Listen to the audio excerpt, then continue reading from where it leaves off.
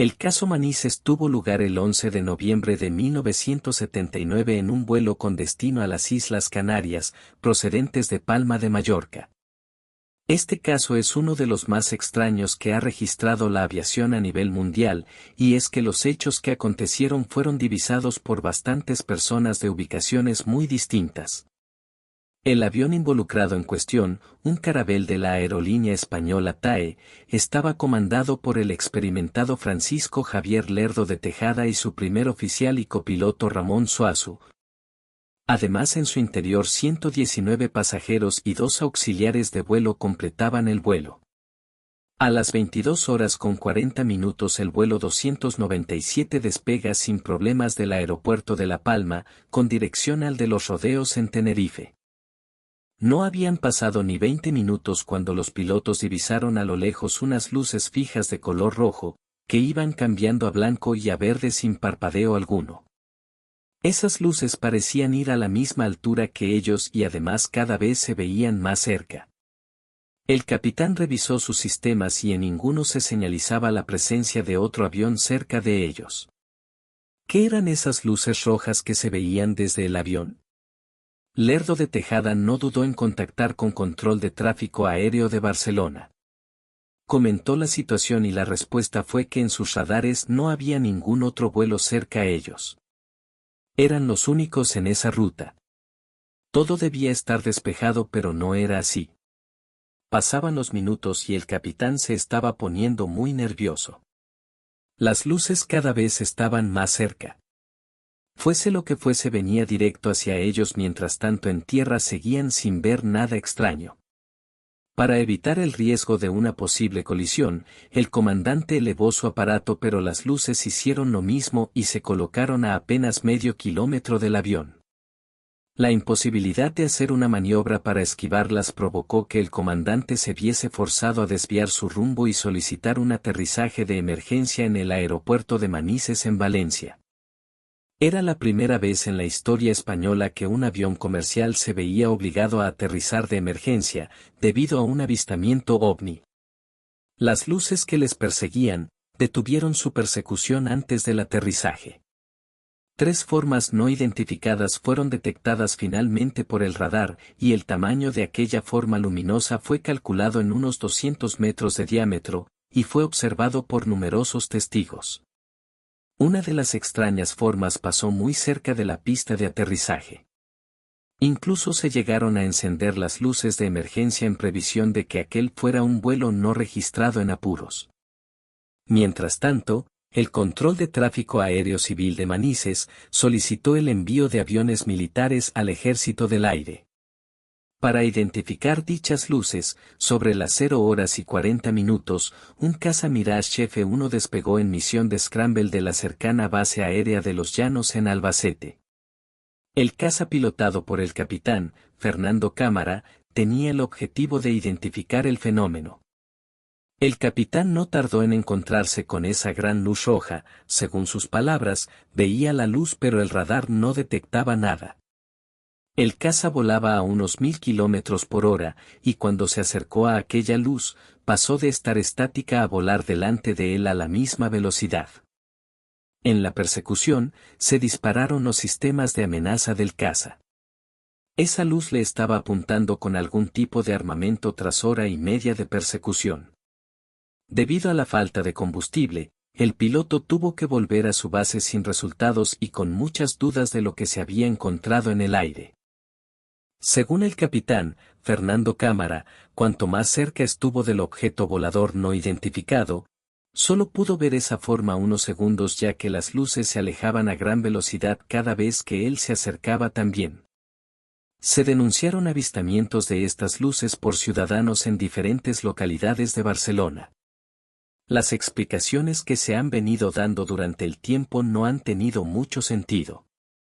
Algunos medios hablaban de luces desde una refinería que podrían parecer estar volando debido a la claridad de ese día. Algo que no tiene mucho sentido, ya que el caza debería de haber pasado sobre ellas e identificar esa refinería. También se especulaba con vuelos no identificados del ejército de Estados Unidos.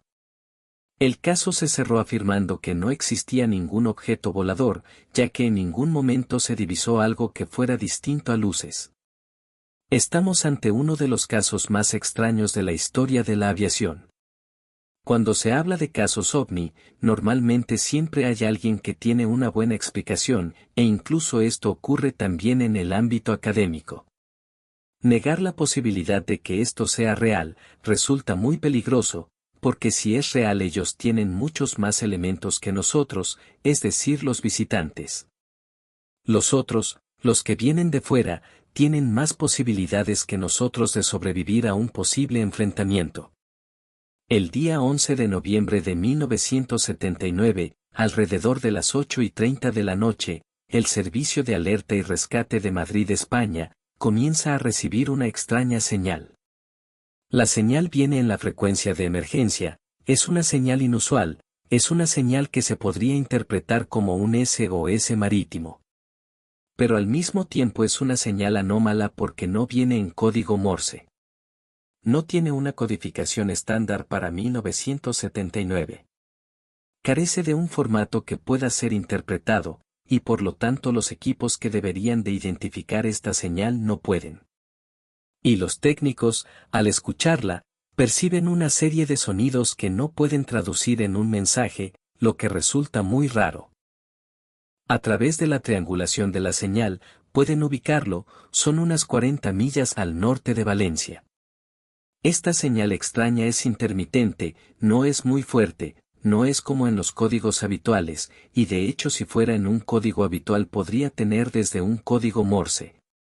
Una clave europea que en 1979 enviaba una serie de bips que daban indicaciones sobre quién era el que mandaba la señal.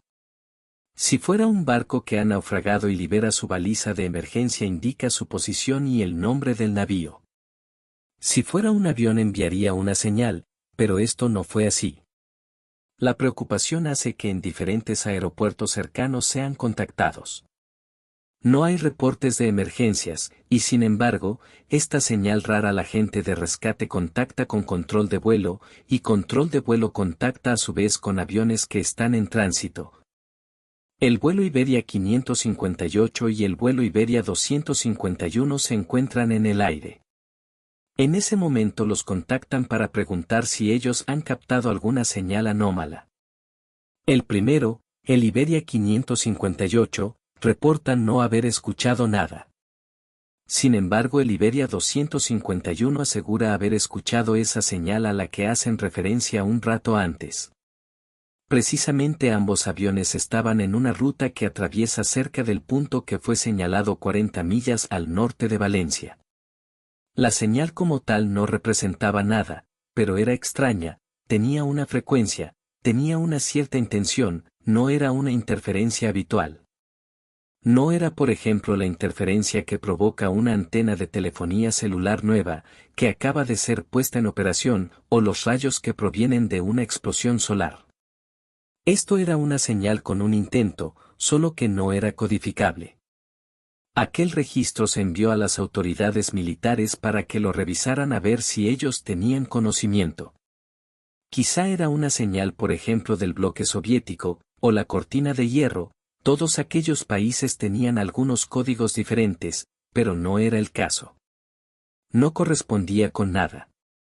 Y esto preocupaba más, porque en el registro de navíos y aviación que había en la zona, ni siquiera había aviones militares norteamericanos en ese momento.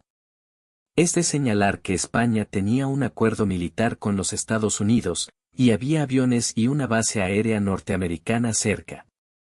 Había barcos en el Mediterráneo en aguas territoriales españolas, tanto en el Mediterráneo como en el Mar de Galicia en toda esta región. Pero no es de ellos la señal. Después de esto, la señal sigue escuchándose en el vuelo, mientras todo este asunto de la señal anómala está ocurriendo, un vuelo de trabajos aéreos y enlaces, una compañía española de aviación, se encuentra en tránsito desde Salzburgo, en Austria, con dirección a Tenerife. Es un vuelo de turistas. A bordo principalmente austriacos y alemanes.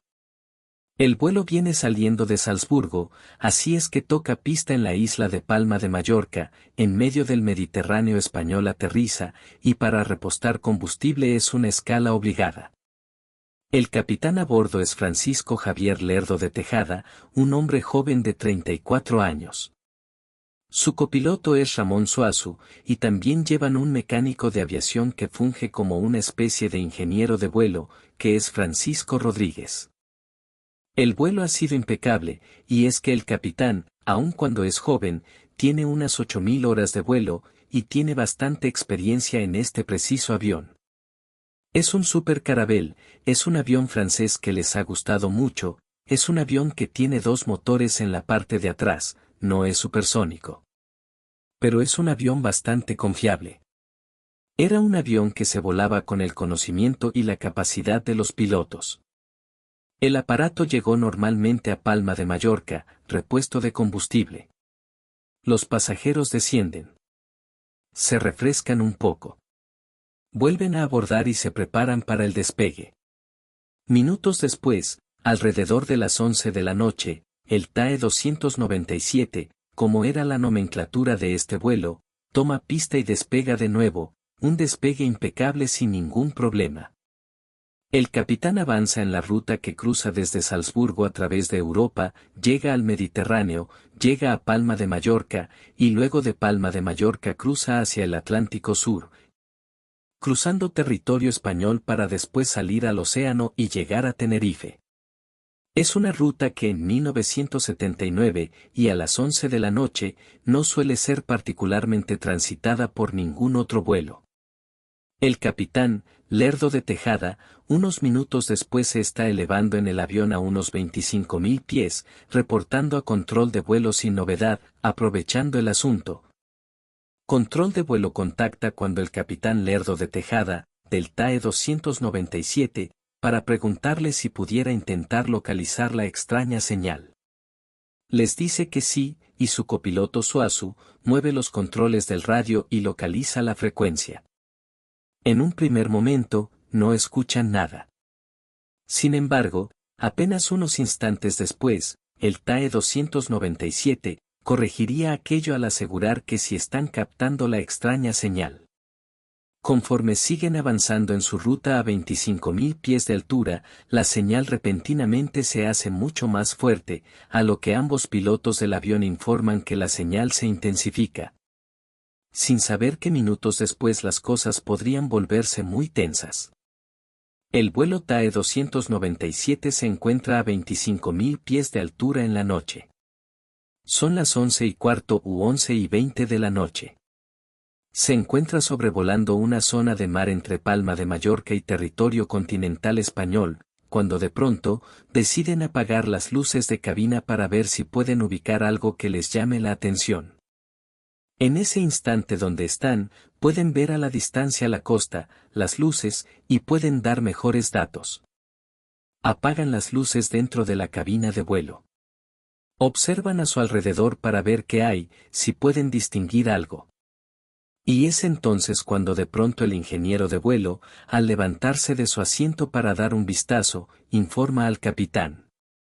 Capitán, hay unas luces atrás de nosotros.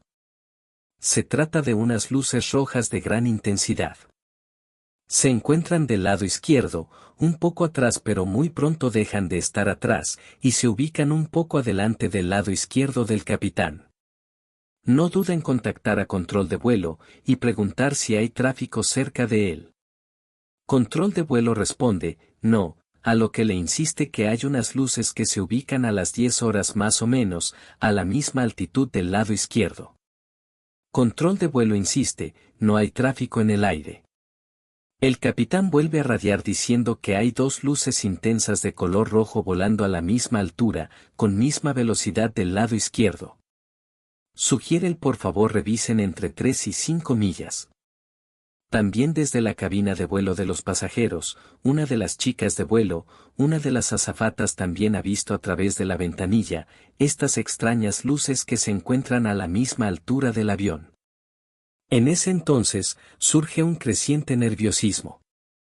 Nuevamente el capitán vuelve a contactar con control de vuelo e insistirle que hay tráfico y se está acercando de nuevo a él. Como una acción evasiva, el capitán Lerdo de Tejada decide incrementar la altura del avión, subir al nivel de vuelo 28.000, es decir, elevar el avión unos 3.000 pies. Intenta hacer esto pero se da cuenta de un problema. Las luces no solamente suben, sino que suben muchísimo más rápido que él, y se ubican en una zona de vuelo superior. Como si hubieran escuchado exactamente lo que está diciendo el capitán Lerdo de Tejada a través de la radio. El problema es que cuando llega a esa zona de vuelo, las luces ya están ahí, y ahora están a muy corta distancia él. El TAE 297 no es un avión que pueda hacer grandes maniobras. Es un aparato diseñado para un vuelo cómodo, así que no es un avión acrobático. No puede girar y hacer picadas. No tiene esa capacidad. Nerviosamente vuelve a insistir. Por favor, revisen quién está aquí con nosotros. En ese momento, control de vuelo intenta contactar primero con otros aeropuertos de la zona, pero no hay nada. Barcelona, uno de los aeropuertos, o de los controles de vuelo con los que contacta, reporta que no saben de lo que se trata, no tienen nada en sus radares. Control de vuelo entonces cambia y entra al radar primario, pero su radar primario es un radar sencillo, no tiene nada ahí, están en blanco. Cuando contactan con la base militar más cercana, esta reporta que tampoco tienen nada. Sin embargo, el famoso Pegaso, el control de vuelo del Ejército del Aire y el control militar en Benidorm, con un poderoso radar sí que lo tiene. Solo que no le ha dicho a nadie, al tiempo que el capitán Lerdo de Tejada está discutiendo si hay algo o no. Se intenta contactar con un Spartak, que está volando cerca, para preguntarle si ellos ven algo en Benidorm con el poderoso radar de allá, que es un radar primario con discriminación y con varios sensores nuevos. Logran rastrear al TAE 297 del capitán Lerdo de Tejada, y a su vez 4 cosas más, que se encuentran cerca, y que están ahí. Son objetos, son reales, son físicos. Hay algo que está literalmente pisándole la cola al capitán Lerdo de Tejada y al vuelo TAE 297, a 28.000 pies de altura sobre el Mediterráneo. El nerviosismo a bordo de la cabina se hace evidente, aun cuando todavía no saben que Pegaso está viendo eso en sus pantallas. Ellos están viéndolo muy cerca, y de pronto ya no están donde creían, sino que ahora hay uno enfrente, hay uno a un lado y hay otro más allá. Las luces han cambiado de posición. Peligrosamente cerca, es difícil no sentirse nerviosos cuando algo te está dando vueltas alrededor y nadie sabe lo que es, pero además lo hacen con una velocidad asombrosa. De pronto, están en esta posición, de pronto cambian como si no hubiera nada, como si no hubiera gravedad, como si no hubiera fuerzas, que como si nada simplemente cambian, se mueven. Suben y nuevamente bajan alrededor de aquel avión, que lentamente avanza en medio del cielo. A mitad de la noche, control de vuelo pregunta al capitán si se siente en la necesidad de que despegue un interceptor, si está la situación, y si requiere que un avión militar de combate le alcance para que lo escolte. El capitán dice que sí lo necesita. No saben lo que es. Solo que hay un problema. El tiempo, de acuerdo con lo que está viendo el capitán desde cabina, al igual que su copiloto Suazu, y su mecánico a bordo, aquello se está complicando cada instante. Repentinamente, el capitán informa a control de vuelo. Me dirijo a Valencia. Cambio de ruta a Valencia y me voy para Valencia, así tal cual, sin muchos lenguajes técnicos, sin muchos términos, pero con un nerviosismo evidente y una voz entrecortada está informando. Expresando que la señal extraña se ha hecho muy intensa, y por otro lado que aquellas luces que los están escoltando literalmente, no lo dejan en paz, por lo que sin más decide girar y se dirige hacia Valencia. El aeropuerto de Manises es el aeropuerto más oportuno, por lo que decide dirigirse para allá, ya no solamente va a cambiar de ruta. Va a tierra, va a aterrizar, tal es el nerviosismo que les está invadiendo que deciden aterrizar. Pero hay un problema. El avión tenía combustible para llegar a Tenerife, por lo tanto acababa de despegar unos minutos antes. Está lleno de combustible y no puede aterrizar, ya que tendría un peso excesivo que no le permitiría tomar pistas. Probablemente, necesita sobrevolar el aeropuerto de Manises consumiendo combustible hasta alcanzar el peso máximo de aterrizaje. Aquellos objetos que acompañan la aeronave continúan allí. Al intentar comunicarse, control de vuelo con torre de control Manises, comienza a crecer un nerviosismo, porque torre de control está viendo al vuelo TAE 297. Pero también está viendo a sus acompañantes. Es un momento tan tenso, que el capitán constantemente está preguntando. ¿Los ven? ¿Están ahí? Si los ven, y el reporte es todavía más aterrador, porque si los están viendo, pero no solamente son los propios tripulantes del avión. Ahora mismo los están viendo. En torre de control empieza a correr el rumor, comienzan a salir diferentes empleados del aeropuerto, tanto del militar que está un poco más adelante, como del civil y observan aquello los testigos. Ante la llegada del vuelo 297, se declara la alarma. El vuelo ha cambiado su ruta y está dirigiéndose a toda velocidad con carga de combustible plena, con muchos problemas.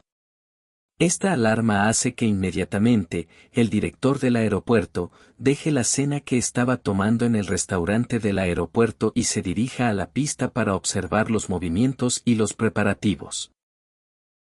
Cuando está ahí, se da cuenta que muchas de las personas que trabajan en el aeropuerto, mecánicos, técnicos, azafatas, están viendo el cielo. Y en el cielo, están distinguiendo unas grandes esferas rojas que de pronto cambian de rojo a blanco, y de pronto cambian a verde. No nos engañen, no son luces de aviación de alguna nave en pleno vuelo. Son muy grandes y de gran intensidad. Además cambian de altura. Cuando le traen unos binoculares puede verlas. A través de la radio pregunta a torre de control si lo están viendo y torre de control responde. Estamos viendo unas luces, señor director. Hay algo en el cielo. El director sube a una camioneta que lo traslada al servicio militar en donde está el módulo de los militares. Al llegar se encuentra con el jefe de la guarnición del Ejército del Aire que está parado afuera, con unos binoculares enormes, viendo aquello con los ojos completamente sorprendido. Una veintena de militares, todos ellos pertenecientes al Ejército del Aire, están viendo lo mismo. Las extrañas luces que van y vienen, de pronto se alejan y de pronto se acercan nuevamente. Al mismo tiempo el TAE 297 está dando vueltas alrededor del aeropuerto con un creciente nerviosismo, porque cada vez aquella cosa se acerca más. En un cierto momento el capitán Lerdo de Tejada decide aterrizar. Cuando logran tocar pista aterrizan suavemente. Cuando detienen el avión y descienden hay un aspecto lívido en su rostro. A los tripulantes del avión les tomaría mucho rato componerse. Todos presentan este mismo nerviosismo, lo que iba a ser un vuelo normal para llegar a Tenerife a mitad de la noche, ahora se ha convertido en una locura. El cielo estaba en calma. Había viento en calma. No había condiciones adversas. Todo era perfecto para un vuelo perfecto, excepto por esto que los persiguió. Pero cuando tocan pista y llegan al andén y miran hacia arriba, aquello sigue allí. Pasados los días se organizaría una investigación masiva que entrevistaría al piloto, al copiloto, al mecánico, a la sobrecargo que vio los objetos, al personal de tierra del aeropuerto, al personal de torre de control, al personal militar que lo vio, y se armaría un expediente impresionante, una treintena de personas que se considerarían categoría. Y en cuanto a la investigación del fenómeno ovni, es decir, personas acostumbradas a ver el cielo, acostumbradas a identificar aviones, acostumbradas a manejar aparatos de detección, no pudieron explicar lo que vieron. Pero lo que pocos sabían en ese instante, es que la petición del capitán, Lerdo de Tejada, para un interceptor ya estaba dada. Desde instantes, detectan que el vuelo TAE-297 está escoltado por estos objetos extraños, cuyo eco de radar no pueden identificar, salvo con algo sólido. El jefe de aquel control, junto con el personal del Ejército del Aire, ordena en el despegue de un interceptor o avión supersónico, fuertemente armado, moderno y muy equipado. Es un Dassault Mirage F-1. Para la época era un gran avión. A bordo de este se encuentra el capitán, Fernando Cámara. No le han dicho exactamente lo que sucede, solamente le han indicado que vuele a Valencia saliendo del aeródromo de la base militar de Los Llanos. Sin embargo, al no tener claro cuál es la misión, vuela a unos 1100 kilómetros por hora. Mientras esto ocurre con el despegue del Mirage, más o menos al mismo tiempo que el capitán estaba reportando, veía una secuencia de eventos interesantes. Porque el piloto del TAE-297 no sabe que el radar de Pegaso ha detectado los objetos. La gente de control de vuelo no sabe que los han detectado y no sabe que han despachado un Mirage. El capitán, Fernando Cámara, quien llegaría posteriormente a ser coronel del Ejército del Aire, se traslada a unos 1100 kilómetros por hora en la búsqueda de aquellos extraños objetos. Pero muy pronto comienza a darse cuenta que algo no está del todo bien, y verá porque conforme se comunica con su propio control de vuelo, el control militar se da cuenta que hay una interferencia totalmente anómala. Cuando él deja de hablar por el micrófono de la radio, entra una interferencia muy rara, una serie de sonidos, chasquidos, flips muy raros, como si hubiera una comunicación, pero es una comunicación que él no entiende, que no puede identificar. Pero por momentos parece que bloquea su sistema de radio. Apenas aprieta el micrófono, la señal cede. Ya no la escucha. Pero la señal se traslada a control. Así es que cuando él oprime el micrófono para hablar, o da apertura al micrófono para hablar, y no dice nada, los que lo escuchan son los de control, pero tampoco pueden identificar de qué se trata. Y la señal es muy fuerte. Conforme sigue volando en dirección hacia Valencia, la señal se va intensificando, pero el problema no solo es ese. El problema real ocurre cuando de pronto todas las alarmas del avión se encienden. Son alarmas de detección de amenaza. Este aparato tenía una serie de sensores que detectaban cualquier amenaza, por ejemplo si van a dispararle un misil dirigido por radar, inmediatamente detecta que ha sido localizado su avión y que está en riesgo. Lo mismo, si hay un misil con un infrarrojo que le han mandado, detecta que hay un infrarrojo en vuelo y se protege. El problema es que él no sabe quién lo detectó, y no sabe qué rayos está ocurriendo porque él no ve nada. Y aun cuando tiene un pequeño radar dentro de la cabina, no detecta nada. Cuando habla con su control de vuelo, le dicen que no hay nada, que no saben qué es, y él sigue volando. La preocupación crece, porque mientras el capitán Cámara está sobrevolando en una especie de triángulo, que se forma entre el Mediterráneo, Valencia y Palma de Mallorca. Por ahí el TAE-297 también está en el aire. Pero él no lo sabe. La gente del avión comercial no lo sabe, el capitán Cámara está dando vueltas, cuando de pronto también observa las luces. Observa las luces, las mismas luces que también estaban viendo las personas en tierra, que habían visto los pilotos del vuelo comercial, todo el mundo está viendo esto y el radar Pegaso, el de venidor, el poderoso aquel, está detectando todo. El capitán acelera su avión a toda potencia, está preparado, por supuesto que está preparado, es un piloto muy combativo, así es que acelera toda su potencia para dar alcance a aquellas luces. Pero mientras más intenta darles alcance, aquello sigue avanzando. Es un juego del gato y el ratón, porque de pronto aquello está atrás de él. Estas señales de alerta localizan de dónde viene la amenaza, y de pronto la amenaza lo está apuntando por el frente, pero de pronto está atrás. Ha cambiado de posición.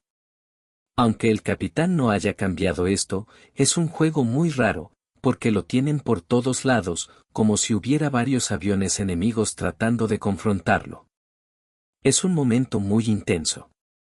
El capitán hace varias maniobras evasivas, gira el avión, se mueve hasta que finalmente localiza frente a él una de estas esferas rojas, de un rojo intenso de gran tamaño, y cuando se acerca un poco, lo único que puede distinguir es que aquello no es una esfera. El objeto que está emitiendo la luz intensa de color rojo es muy grande. Debe de tener en su diámetro unos 200 metros. Es algo que no puede explicar. No sabe lo que es. Intenta acercarse más para poder grabarlo con la cámara de a bordo, pero no lo logra. Aquellos objetos simplemente se apartan, ya pasada más o menos 1 hora y cuarto, 1 hora y 20.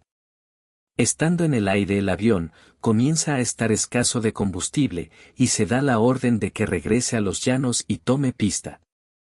La persecución ha sido absolutamente infructuosa. No ha logrado siquiera acercarse, y aquellos objetos siguen ahí. Tomaría un buen rato para que desaparecieran. Cuando el capitán Cámara tocaba pista inmediatamente, escribe un reporte de lo que ha visto. Este reporte se incorporaría al reporte general del Ejército del Aire, junto con todos los testimonios. Pero del informe militar no tienen respuesta. Por supuesto que el Ejército del Aire reuniría todo esto en un enorme expediente. Un expediente de unas 320 hojas, que incluía los testimonios de los diferentes pilotos involucrados, los testimonios del personal de tierra, tanto militar como civil. La gente de venidor, a las lecturas del radar, transcripciones, grabaciones de las cabinas de vuelo, grabaciones de las comunicaciones de los diferentes involucrados. Todo ello en un reporte muy extenso que quedaría clasificado durante los siguientes 15 años. Se compartiría a través de canales específicos, con el ejército francés, con la Fuerza Aérea Francesa para que tomaran conocimiento de esto, ya que el avión involucrado era de origen francés. Sin embargo, no se daría mayor conocimiento de esto. El informe, sin embargo, aun cuando no se hacía público, sí darían una declaración. La declaración sería tajante y aseguraría que ahí no había ningún ovni, que todo había sido una simple confusión. Cuando se preguntó con qué había sido confundido esto, hubo quien aseguró dentro del panel de expertos que se había tratado de un avistamiento de planetas, y que obviamente se habían confundido creyendo que los planetas tenían movimiento. También se dijo que podían haber sido las luces de una instalación de la refinería Las Escombreras, que podía haber sido toda una confusión. El informe permanecería clasificado durante 15 años, pero en sí mismo el informe no parece considerar muchas de las cosas, si bien es un extensísimo informe. Varias partes del informe que fue liberado no está el informe directo del capitán Cámara, no está el informe de venidor, no está tampoco el otro informe de los militares que estaban en tierra en ese momento. Es extraño, pero lo que se liberó tampoco aporta nada en cuanto a la prensa. La prensa haría gala de esto, la prensa se encargaría de difundir notas tremendas, algunas de ellas muy llamativas como aviones obligados por los ovnis a aterrizar, avión a punto de ser derribado por los ovnis. Ovnis toman el cielo y por poco tiran un avión, y cosas así. El reporte de la prensa tenía una característica muy peculiar. La clásica característica de cualquier reporte ovni presentaba como ridículo el tema, aun cuando hacían alarde de esto, aun cuando hablaban mucho de esto. La realidad es que iba con una tendencia muy clara de presentar a los testigos como incapaces, como fantasiosos, como confundidos, e incluso al capitán, Lerdo de Tejada. Lo señalaban como un joven con algunos problemas personales en casa, y que estaba bajo mucho estrés por una situación personal. No sé en qué medida, una situación personal hubiera brillado a un capitán a descender, con todo lo que esto implica, el coste para la empresa era enorme, bajar un avión antes de tiempo, consumir combustible sin necesidad. Todo ello afectó el costo de aquel vuelo, y por supuesto, este capitán ponía en riesgo su prestigio, su nombre, su trabajo. El capitán podría haber tenido algún estrés personal, pero el primero en ver las luces fue el mecánico de a bordo, el segundo fue el copiloto Ramón Suazo, por lo que no importaba por ninguna parte las conclusiones. Fueron contundentes por una parte cuando se consultó con algunos especialistas en aeronáutica y se dijo que todo había sido una penosa confusión. Y que los pilotos habían pensado que esas luces que en realidad eran los quemadores de las escombreras, eran platillos voladores. Los quemadores de las escombreras son amarillos los rojos. Segundo, hubo algunos especialistas en fenómenos físicos y meteorológicos que aseguraron que se trataba de una fata morgana o un espejismo. Un espejismo no ocurre a esa altura y de noche. Había un problema con eso, por supuesto. Nadie se molestó en saber lo que era después para explicar los ecos de radar misteriosos, se aseguró que era una refracción por inversión térmica, y que el radar de Benidorm había confundido las señales y que unos operadores inexpertos habían interpretado aquello como metálico, cuando en realidad era simplemente algo meteorológico. Cabe señalar que el radar de Benidorm era la pieza central de todo el sistema de detección temprana. Los técnicos que lo operaban no eran los clásicos que estaban haciendo varias labores, eran técnicos especializados, era gente que tenía un futuro dentro del servicio militar, no era gente temporal. Habían sido entrenados por las Fuerzas Armadas norteamericanas bajo un programa de ayuda. Hubo un especialista que dijo que fue obra de los militares norteamericanos que habían participado en un ejercicio militar en la zona, poco tiempo atrás.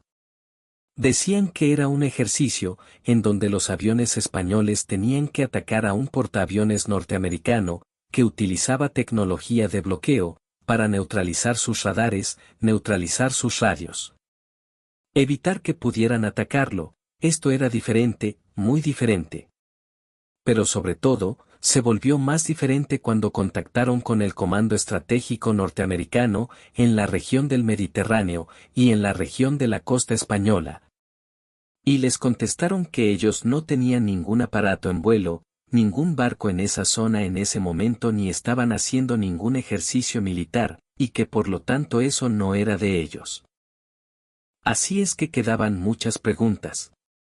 Algún tiempo después, cuando se entrevistó al capitán Cámara, ya siendo coronel del Ejército del Aire, este respondió alegremente diciendo: Dios mío, yo he volado miles de veces sobre la refinería de las Escombreras, y esas luces no son lo que yo vi esa noche, no tenía ni siquiera el mínimo parecido con los quemadores de las Escombreras.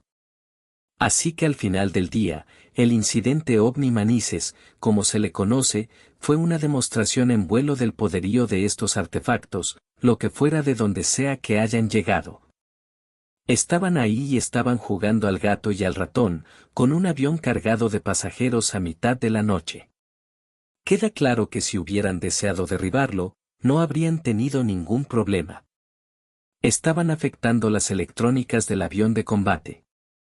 Sabían que era un avión de combate, sabían que este aparato intentaría de alguna forma acercarse, así es que lo bloqueaba su tecnología.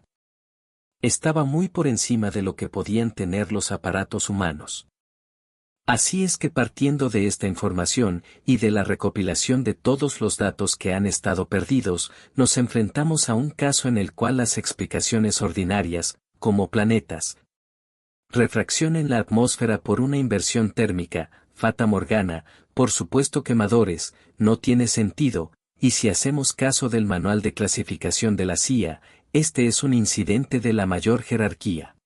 Pilotos de combate, operadores de radar, operadores de controles de vuelo, personal de tierra, personal de aeropuerto, personal de aviación, todos vieron lo mismo, a la misma hora, en la misma noche sin estar comunicados entre ellos.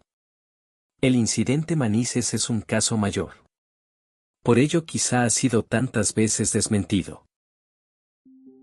Si te ha interesado este tema y quieres conocer más sobre fenómenos inexplicables, no olvides suscribirte, darle like y activar las notificaciones.